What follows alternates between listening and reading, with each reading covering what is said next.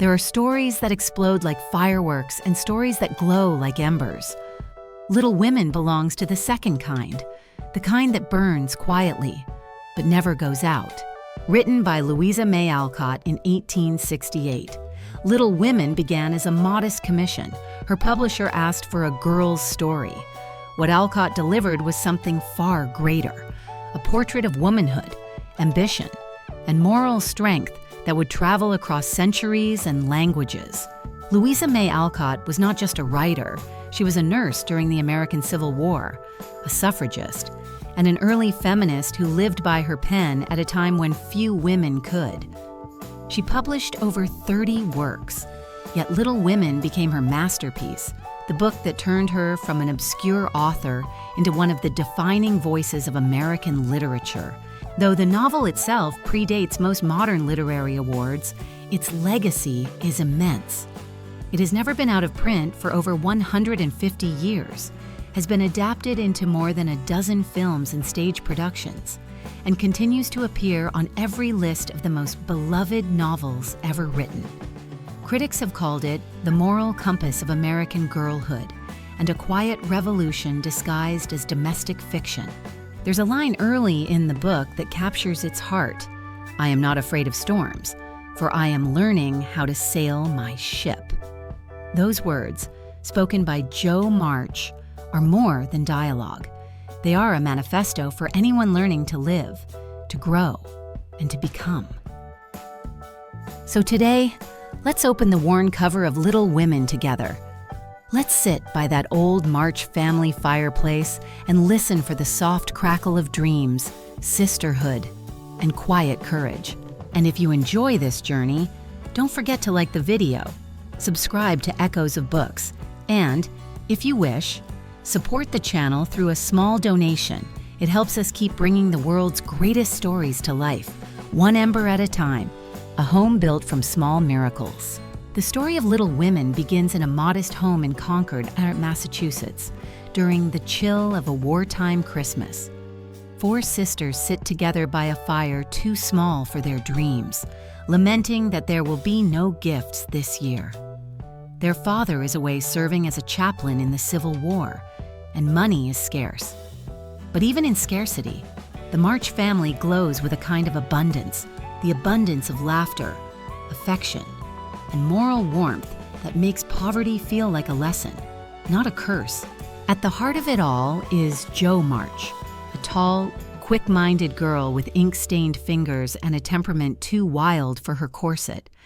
She writes plays for her sisters to perform in their attic theater, speaks too loudly, and dreams of being a famous writer. Jo is what the 19th century would have called unladylike, and that is exactly why readers have loved her for more than 150 years. Her older sister Meg is her opposite, soft-spoken, graceful, and practical. Meg longs for comfort and beauty but learns, through marriage and hardship, that dignity and love matter far more than finery. Then comes Beth, the quiet one, gentle, shy, and musical. She is the emotional center of the family, the one who holds everything together without asking for anything in return. Finally, there's Amy, the youngest, artistic, ambitious, and often vain, yet destined to grow into refinement and wisdom. Their mother, Marmee, stands as the steady flame around which these 4 distinct souls gather. She is patient but firm, tender but wise. Her lessons are never thunderous sermons. They are quiet conversations by the hearth, where virtue is not preached, but practiced. As the story unfolds, the sisters face the ordinary crises of growing up: envy, pride, jealousy, temptation. Jo cuts off her hair to earn money when their father falls ill, calling it her one beauty sacrificed for love. Meg endures the awkward transition from youthful vanity to the simple joys of motherhood. Beth falls ill after nursing a poor family during a scarlet fever outbreak, and her gradual decline becomes one of literature's most tender depictions of loss. Amy matures through her artistic travels in Europe. shedding her childish vanity to discover real purpose. Threaded through their lives is Laurie, Theodore Lawrence, the rich boy next door with kind eyes and restless energy. He becomes Jo's closest friend and mirror, her partner in rebellion against polite society. Yet when Laurie confesses his love, Jo turns him down. She understands, painfully, that friendship and love do not always share the same room. Laurie later finds his match in Amy, whose disciplined ambition softens his impulsiveness. Jo, left alone, channels her heartbreak into art. In New York, she teaches, writes sensational stories for money, and meets Professor Friedrich Baer, a man of intellect and sincerity who sees her not as a novelty, but as a mind. Their affection grows slowly, rooted not in fantasy but in understanding. By the novel's end, Jo inherits the quiet mantle of leadership. After Beth's death, she returns home and opens a school for boys, transforming the March estate into a place of learning and laughter. The closing scene gathers the family under the apple trees, children playing around them, sunlight turning the ordinary afternoon into a small piece of eternity. Nothing about this ending is grand. There are no castles, no tragic lovers, no melodrama. Yet when you close the book, you feel something rare, a serenity that comes from witnessing goodness persist in a noisy world. Little Women is not a fairy tale. It is a study of how life, in all its imperfection, can still be luminous. The music of the ordinary.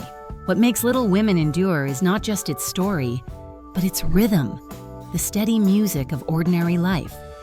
Louisa May Alcott composed her novel like a symphony, not in grand movements, but in modest melodies that return and deepen. Each chapter feels like a day remembered, the kind of day you only realize mattered after it's gone. The book has no traditional climax, no villain waiting in the wings. Instead, tension arises from moral growth, from the subtle transformations of character that mark the passage from youth to adulthood. Alcott understood that the drama of real life often happens not in public arenas, but in kitchens and sitting rooms, in letters and whispered conversations. The quietest moments. Beth playing her piano, Jo staring out a frosted window, Meg mending a torn glove carry as much weight as any battle in a war novel. There is an art to this restraint. Alcott writes with the confidence of someone who knows her reader will listen closely if she speaks softly enough. When Jo burns her manuscript after a quarrel with Amy, the act feels seismic precisely because it is so small. The sisters' reconciliation later is not performed for spectacle, but as a fragile exchange of forgiveness that feels more honest than any grand apology could. Her style borrows something from music itself. Each sister represents a distinct key: Jo's restless major chords, Meg's calm harmonies, Beth's delicate minor notes, Amy's evolving melody. Together they form a composition that changes tempo as they grow. The structure of the book mirrors this rhythm, alternating between joy and struggle, winter and summer, laughter and tears, until these contrasts merge into one emotional continuum. The tone of the novel, often mistaken for sentimentality, is more complex than that. Alcott's sentimentality is ironed through with humor, irony, and an almost journalistic eye for detail. She notices the crooked hem of a dress, the awkward pause in a family dinner, the way love is expressed in gestures rather than declarations. These textures make the story feel lived in, as though the Marches were neighbors you might visit on a quiet Sunday. There's also a certain defiance in her refusal to rush. In an age of industrial progress and social upheaval, Alcott dares to slow time down, to remind readers that moral progress happens one act of patience at a time. The novel's pacing, what some modern readers find slow, is part of its moral argument. It trains us to notice, to listen, to dwell in moments that most stories skip. Her language, though simple, is rhythmic and deliberate.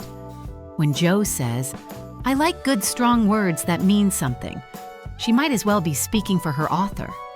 Every word in Little Women carries a quiet conviction that meaning is built through effort. The sentences unfold with the unhurried grace of conversation, creating a sense of intimacy between narrator and reader. Through this orchestration of daily life, Alcott achieves something radical. She transforms the domestic into the epic. The march home, with its patched curtains and humble meals, becomes a moral landscape as vast as any battlefield.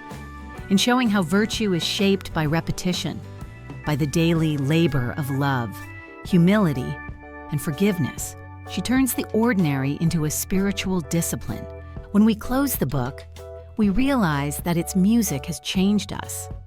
It has tuned our attention towards small acts, teaching us that life's deepest beauty often hums beneath the surface, in those quiet rooms where people learn, fail, forgive, and try again.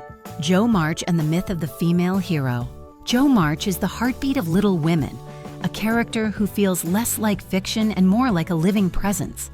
From the first pages, she bursts out of the genteel boundaries of her time, all elbows and opinions, too tall, too loud, too eager to be tamed. Louisa May Alcott did not merely create Jo, she projected herself into her, turning imagination into autobiography. Jo's journey is the story of a woman trying to reconcile two hungers, the need for independence and the longing for connection. She dreams of literary glory, of writing stories that matter, yet she is constantly reminded of her duty as a daughter, a sister, and a woman in a world that distrusts female ambition. When she declares, "I want to do something splendid before I go into my castle, something heroic, or wonderful that won't be forgotten after I'm dead," she is not just speaking for herself. She is giving voice to generations of women who were told to be modest in their dreams. Throughout the novel, Jo's rebellion takes many forms: her refusal to marry for convenience, her determination to earn money through writing, her insistence on speaking her mind even when it costs her social comfort. But her defiance is not loud or cruel. It is steady, moral, deeply human. She embodies the kind of courage that grows quietly inside ordinary people who refuse to conform. Her relationship with Laurie is the novel's emotional hinge. Readers through the ages have argued over Jo's rejection of him. Yet that decision, painful as it is, reveals her integrity. She senses that marriage, for her, must be a partnership of equals or nothing at all. She knows that marrying Laurie would turn affection into constraint. Her no is not a rejection of love, it is a defense of selfhood. When Jo moves to New York, the tone of the novel changes. The air thickens with independence and loneliness. She earns a living by writing sensational stories for cheap magazines, stories she doesn't respect but that pay the rent. This period mirrors Alcott's own life as a struggling writer supporting her family.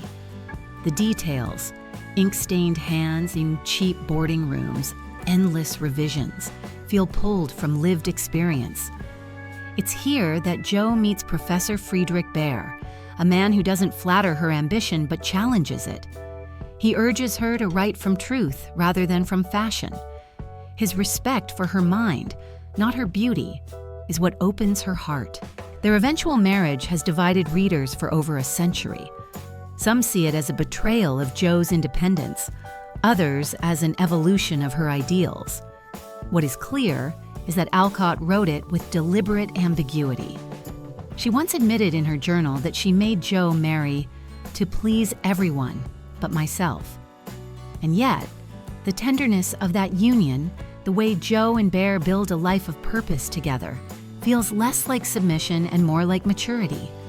Love, for Jo, becomes not a cage, but a collaboration. In Jo's story, Alcott invents a new kind of hero. Unlike the Byronic figures of her time, Jo's victories are moral, not martial. She doesn't conquer the world, she builds one.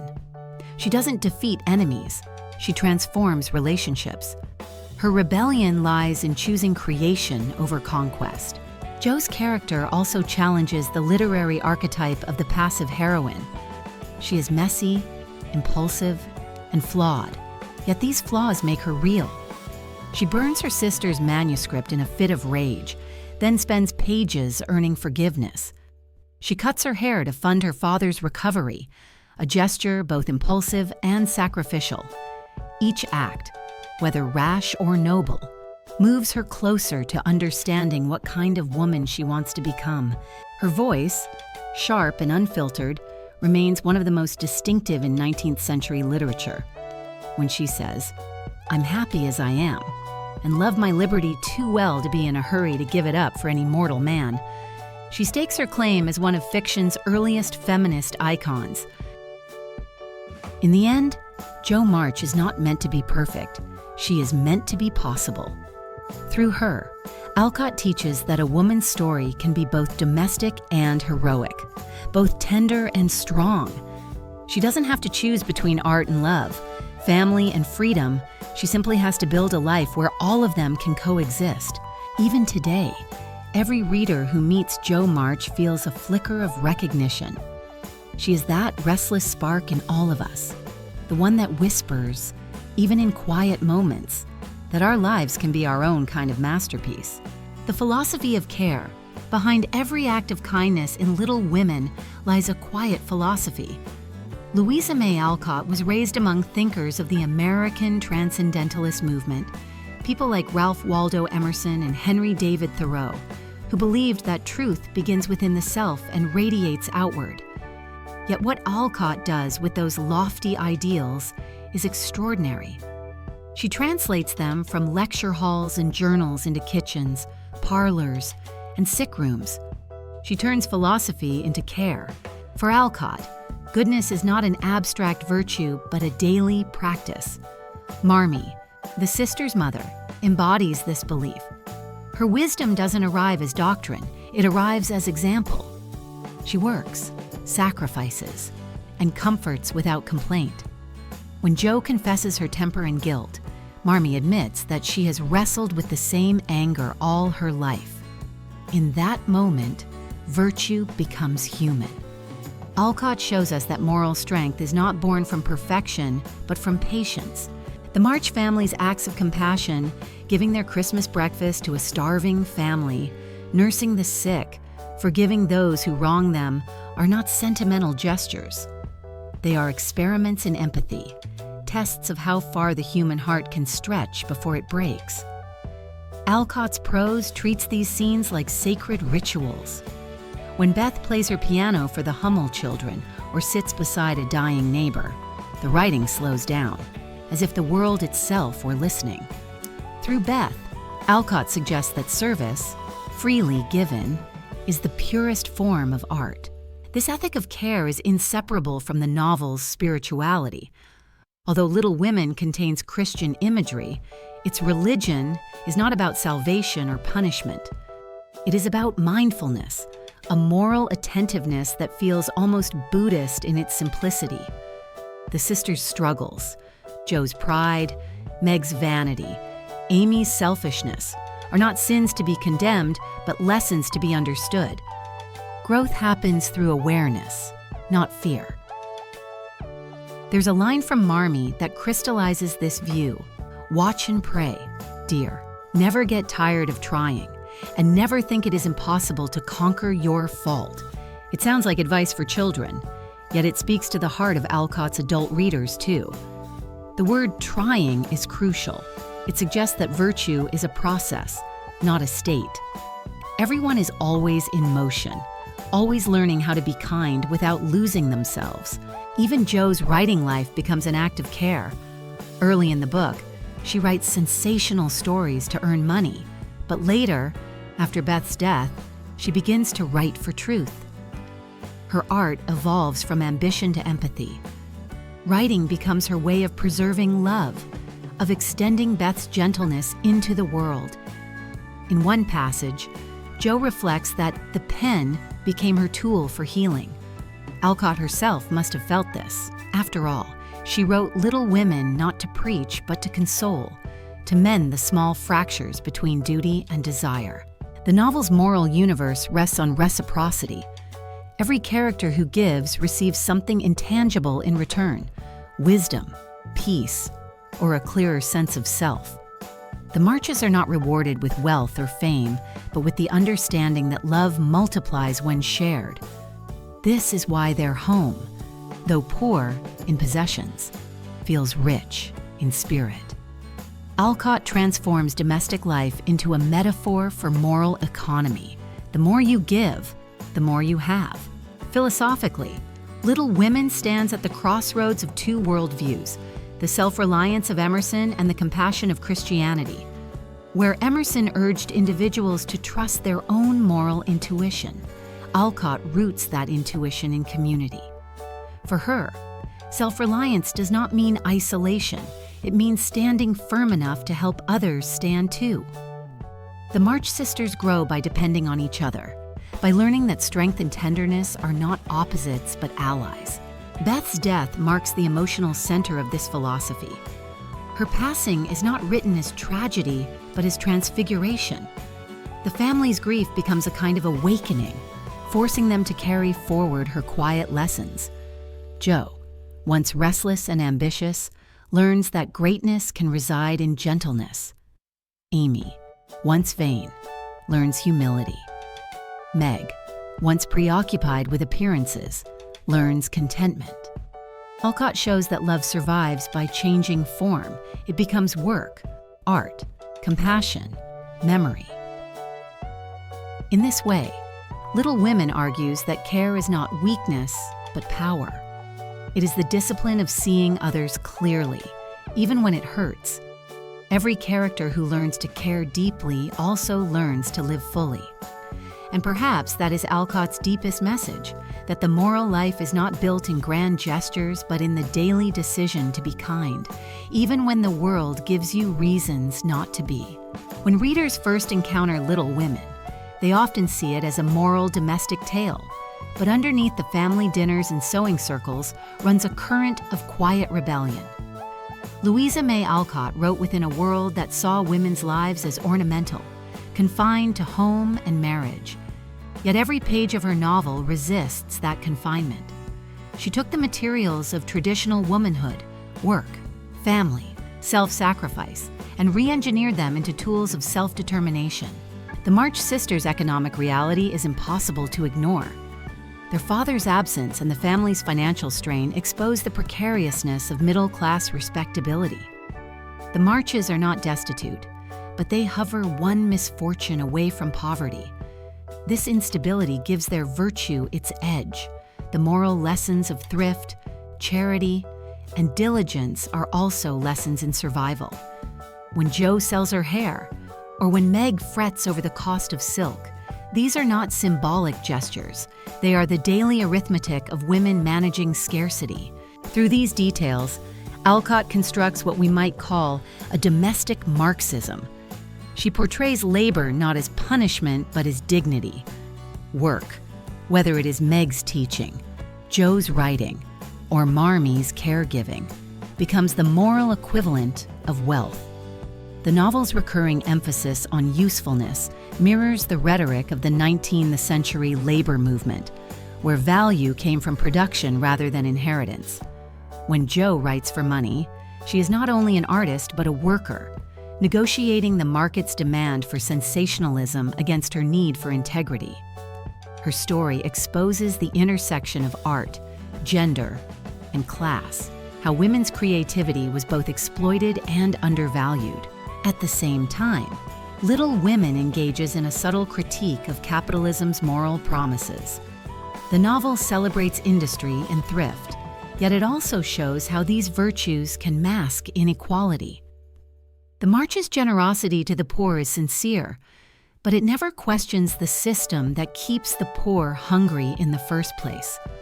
Alcott's sympathy is radical, but her solutions remain moral rather than political. She heals individual souls instead of dismantling structures. Still, within that limitation, her writing opens a space for questioning. Why must virtue always depend on endurance? And who decides what endurance means? From a feminist perspective, the novel's tension is even sharper. Alcott's characters live in a world where womanhood is synonymous with service, yet she gives each of them a form of agency. Meg's domestic life, often dismissed as conventional, is written with empathy. Her choice to marry for love rather than status is an act of rebellion in its own quiet way. Amy's pursuit of art and refinement, often ridiculed by readers, becomes a testament to her determination to rise above circumstance. Even Beth, the embodiment of selflessness, shapes her family through moral authority. And Jo, uncompromising, outspoken Jo, turns the act of creation into her battlefield. The power dynamics between men and women are rendered with disarming honesty. Laurie may be wealthy, but he looks to the March sisters for purpose. The professor, though older and wiser, treats Jo as an intellectual equal. Alcott's men are not conquerors, they are collaborators. The marriages at the novel's end, though sometimes read as compromises, can also be read as redefinitions of partnership. Each woman chooses a path that allows her to exercise influence rather than submission, yet Alcott's feminism is layered with ambivalence. She was, after all, a woman supporting herself through the very publishing market that demanded moral endings. Her decision to marry Jo off was pragmatic, perhaps even ironic. By giving readers what they wanted, a domestic closure, she disguised a more radical truth, that Jo's real legacy is not her marriage, but her school, her writing, her voice. She fulfills her potential not by conforming, but by creating her own economy of meaning.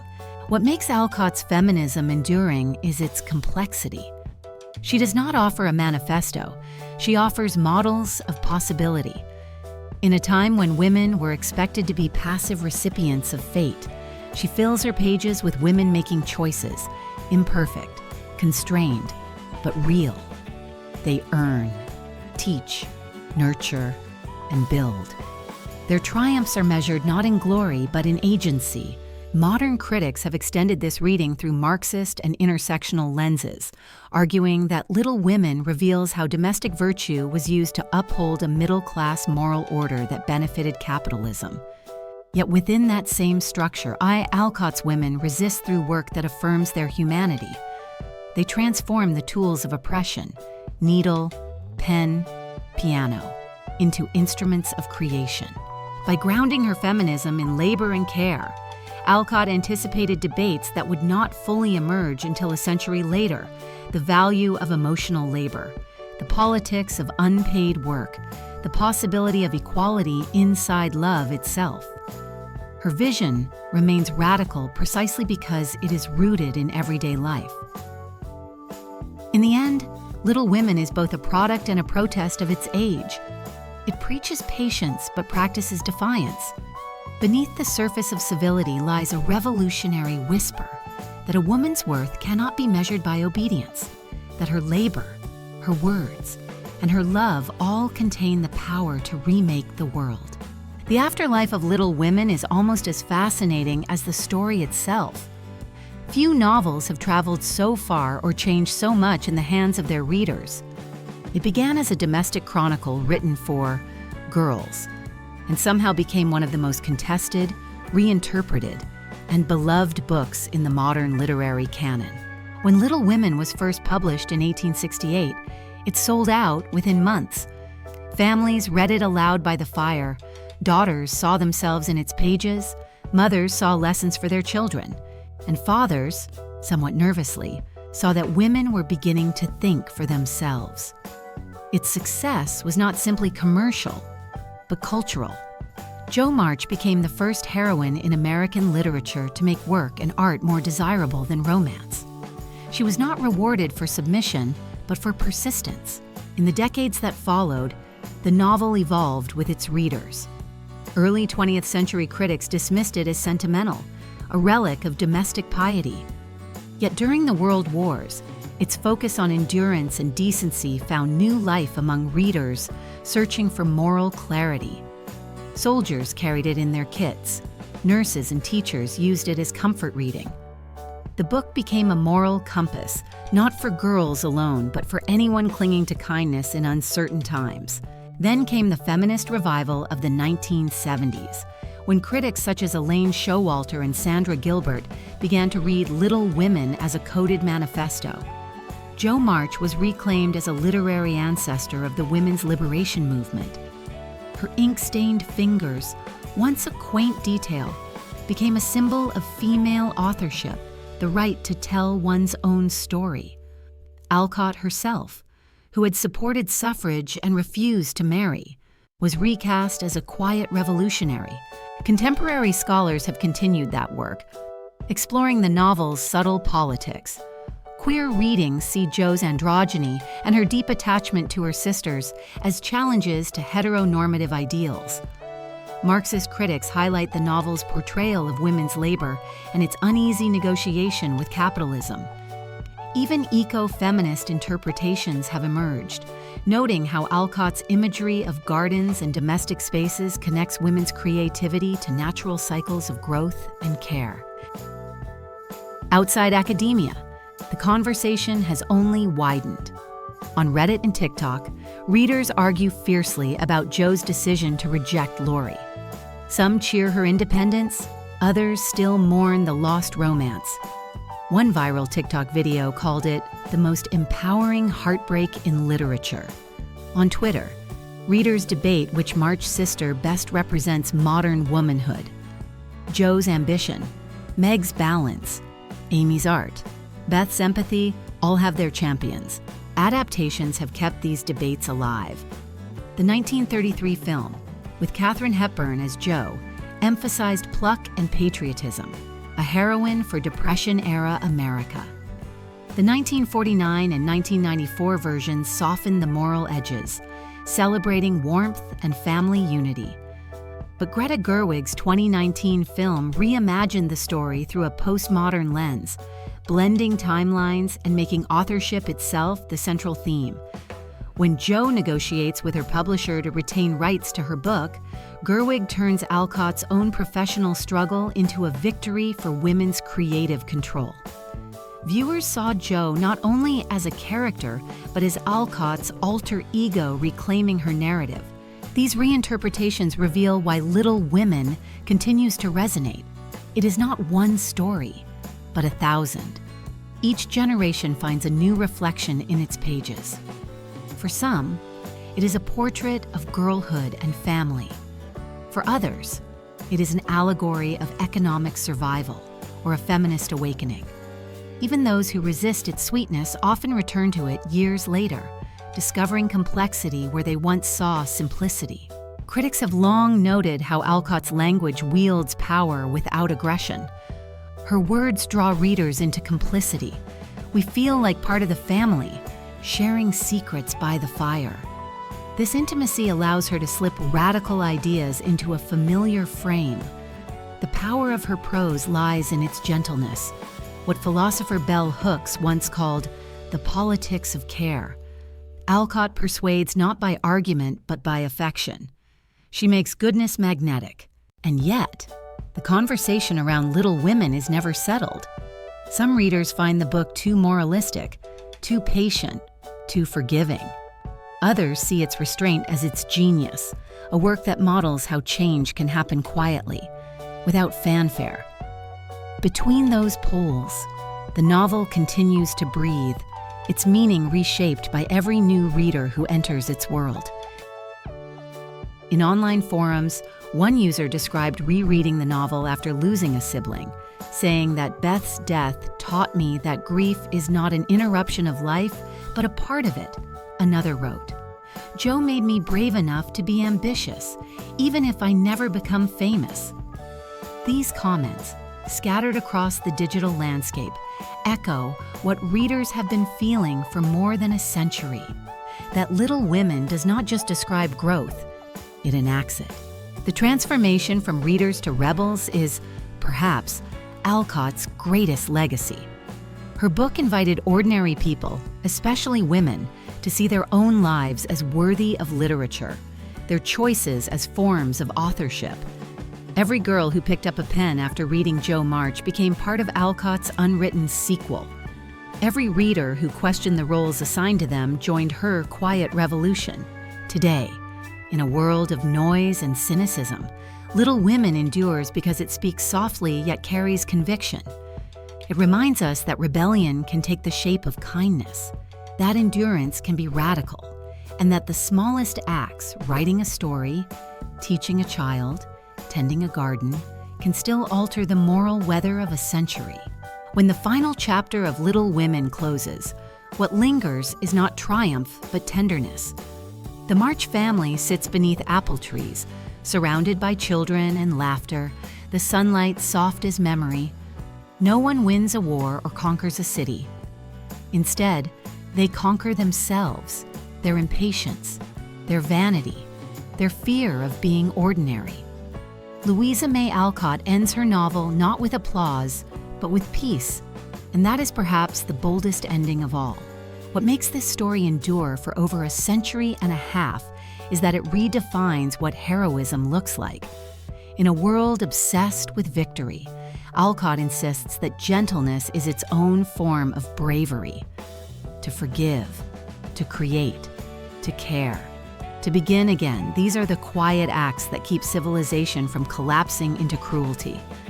Her characters teach us that moral strength does not depend on perfection, but on persistence. Each sister fails, stumbles, learns, and returns to love. And isn't that what growing up really is? For modern readers, Little Women still feels startlingly alive because it understands the hunger of our time, the need to belong without losing oneself. Jo's defiance, Meg's maturity, Beth's grace, Amy's artistry, they are not relics of a bygone era, but facets of the human struggle to live meaningfully in a noisy, impatient world.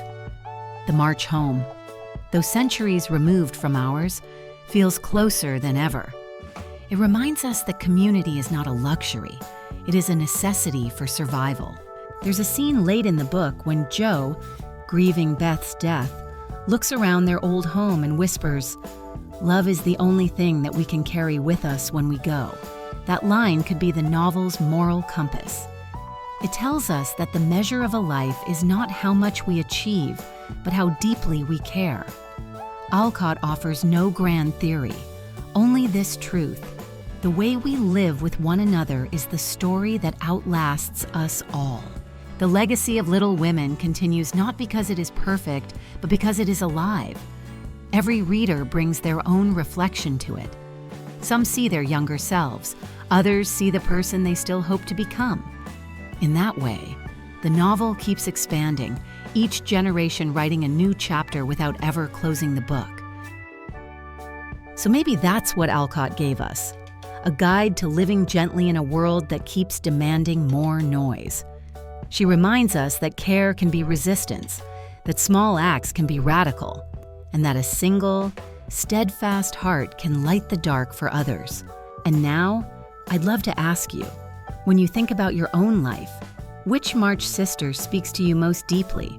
Are you Jo, chasing creation, Meg, seeking balance, Amy, perfecting beauty, or Beth, healing quietly through kindness? Tell me in the comments. I'd love to hear your stories. If you enjoyed this reflection, please like the video, subscribe to Echoes of Books, and share it with someone who might need a little warmth today. Because stories like Little Women remind us that literature isn't just read, it's lived, one small act of courage at a time. Thank you for spending this time with me inside the world of Little Women. I hope, as the echoes of its pages fade, you carry something soft but steady from it, a reminder that gentleness is not weakness, and that every act of care adds another note to the long song of human decency.